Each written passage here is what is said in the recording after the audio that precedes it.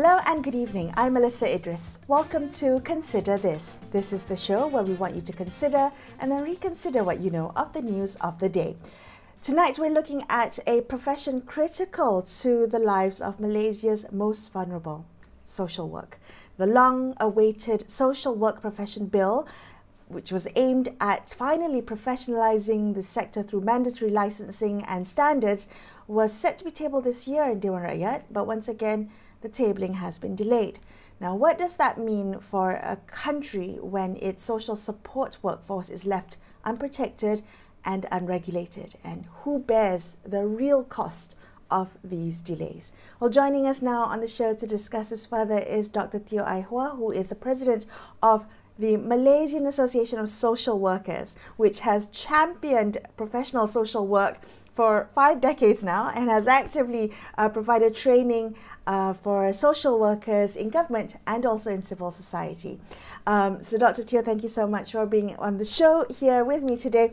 I would like to, before we get into the Social Work Profession Bill, I was wondering whether you could maybe give a bit of an overview of what social workers do. I mean, for those of us who may be unfamiliar with social work, why is their role so essential to society?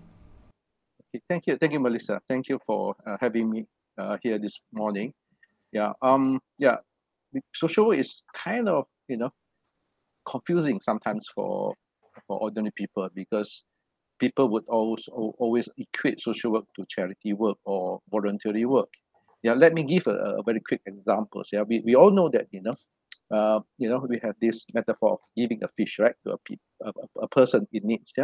So giving a fish is actually a charity kind of approach. For social work, this is something like social workers do provide fish, okay, it, quote unquote, but we treat it as a starting point for assessing needs and planning for what they call further psychosocial intervention. And we also look at building capacity. That's where you talk about teaching how to catch a fish. So how we link clients to various resources, building their capacity to survive.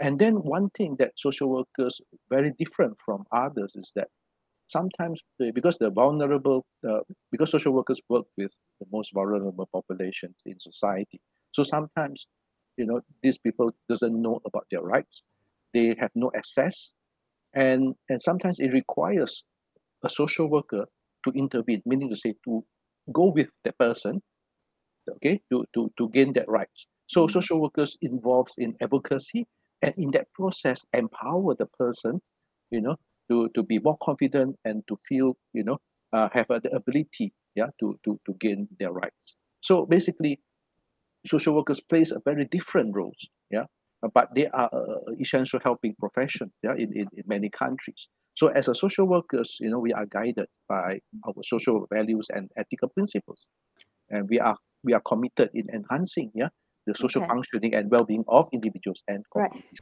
Right. So you talked about being guided by societal values, but why then do we need to look at professionalizing social work? When we think about the Social Work Profession Bill, how would this legislation formalizing this profession change things, change the quality of services that is provided to the public, but also change things for the social worker themselves?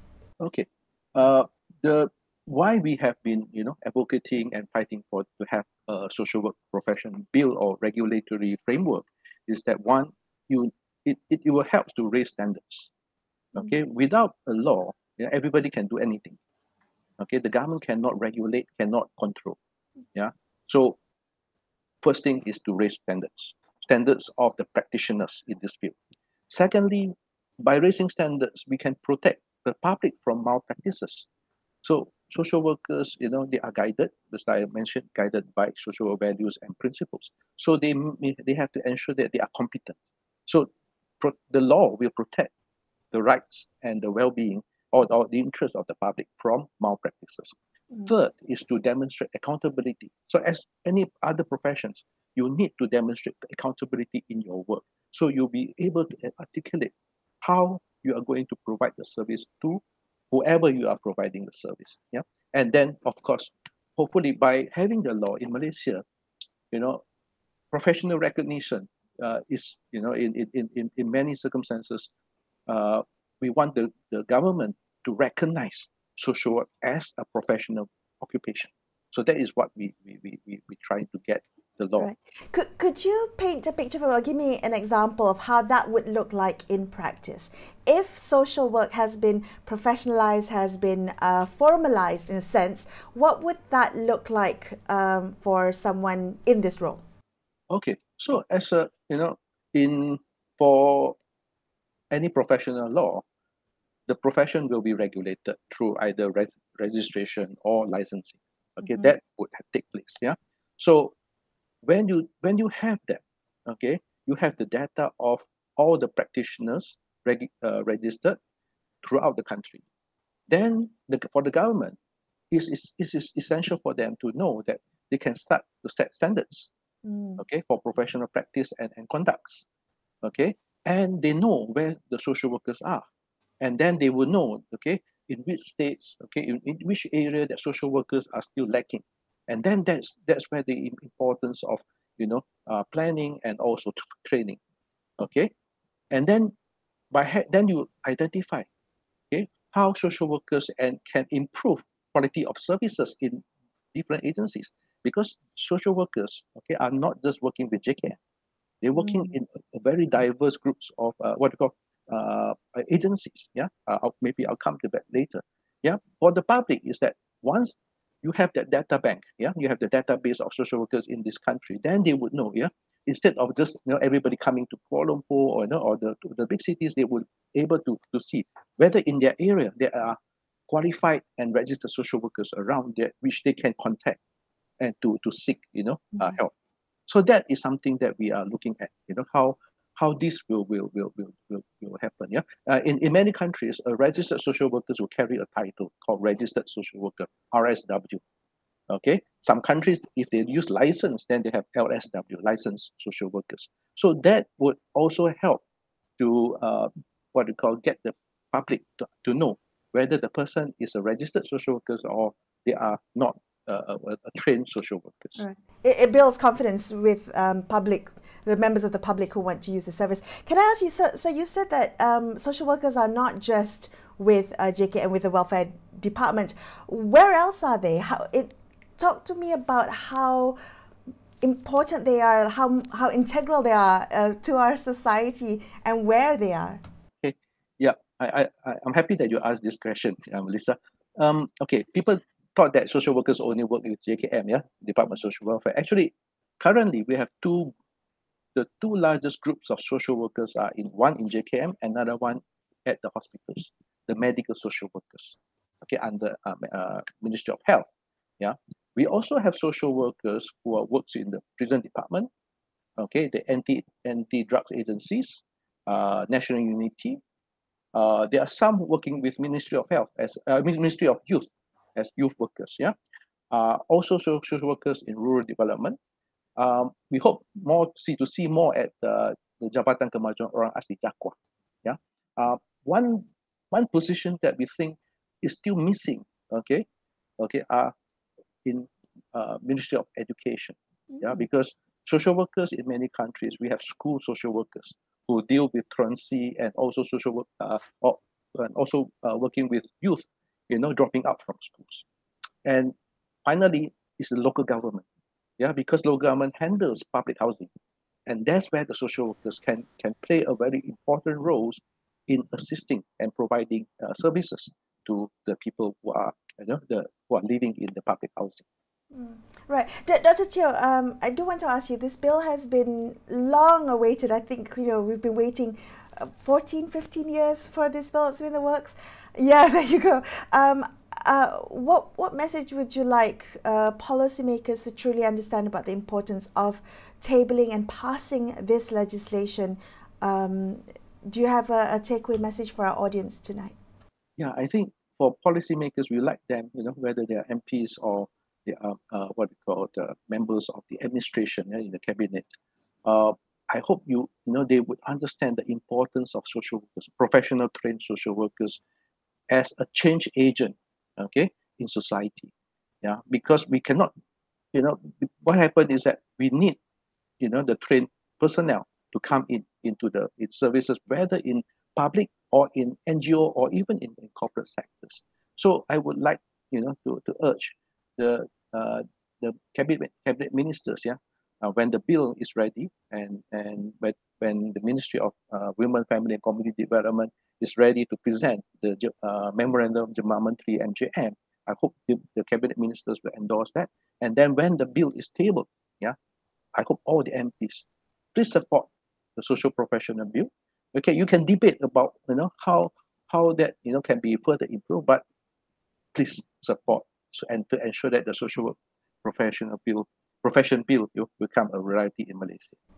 Dr. Teoh, thank you so much for being on the show with me today. That was Dr. Teoh Ai Hua from the Malaysian Association of Social Workers. We're going to take a quick break here and consider this. We will be back with more. Stay tuned.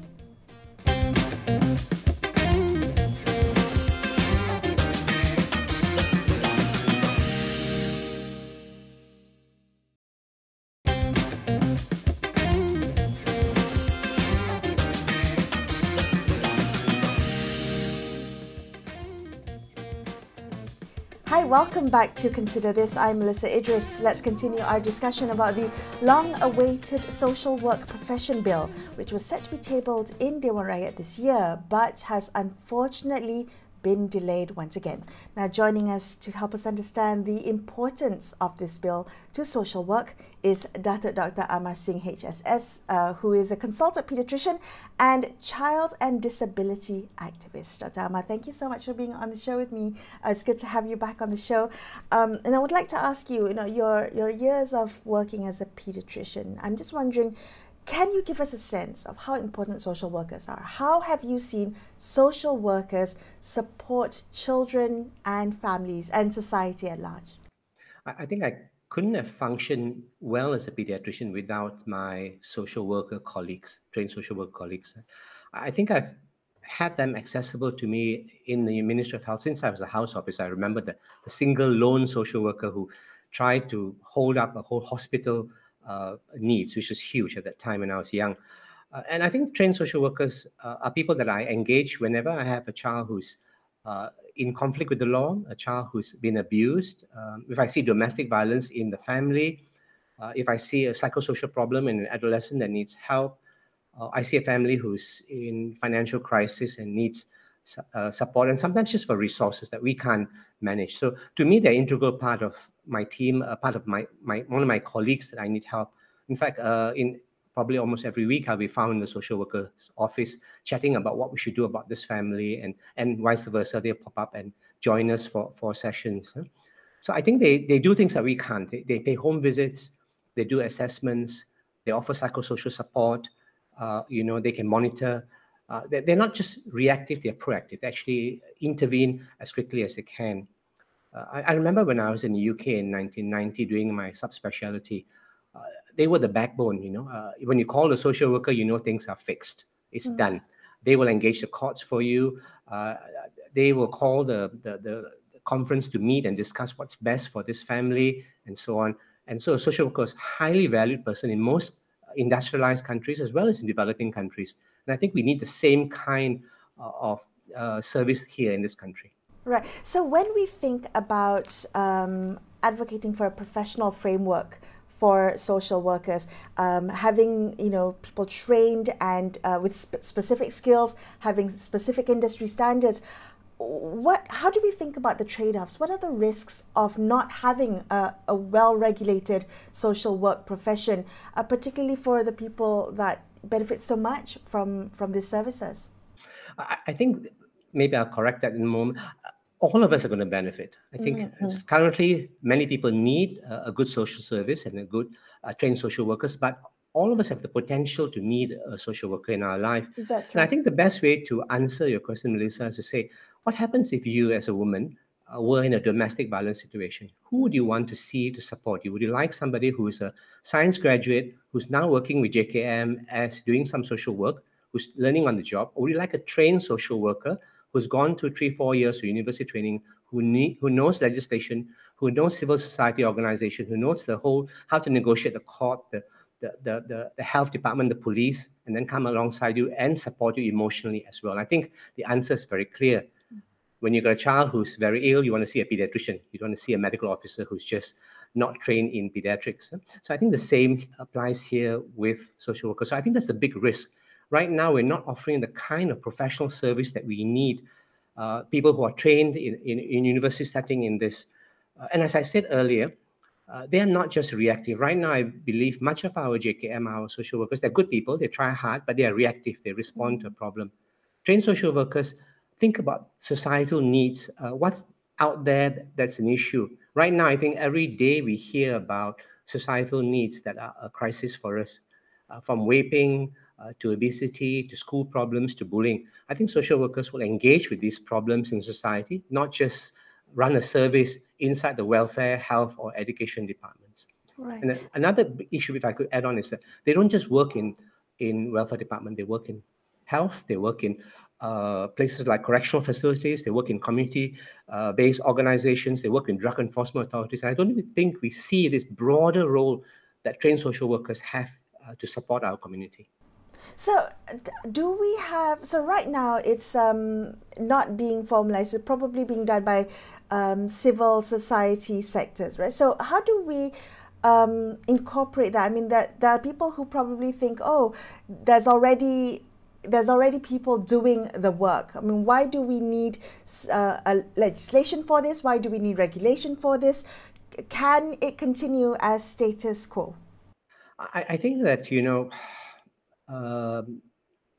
if we continue as status quo, let's go back a step and think of data for a moment. There was a Mampu study in 2019 saying that we have one social worker for every 8,500 Malaysian population. Okay, but that's actually misleading because they're counting JKM officers who are not trained social workers. They're just doing social work.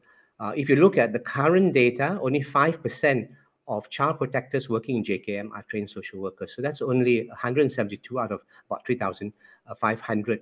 So we are dealing actually now with very small numbers of social workers inside government agencies. I think many of them are actually in civil society organizations. They grab social workers the moment they are trained if they can.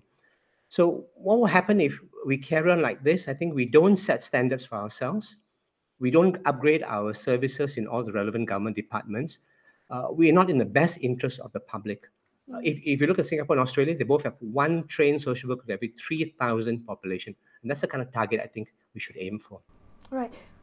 Yes, so you mentioned Australia, Singapore, and earlier in your answer you talked about social work in the UK.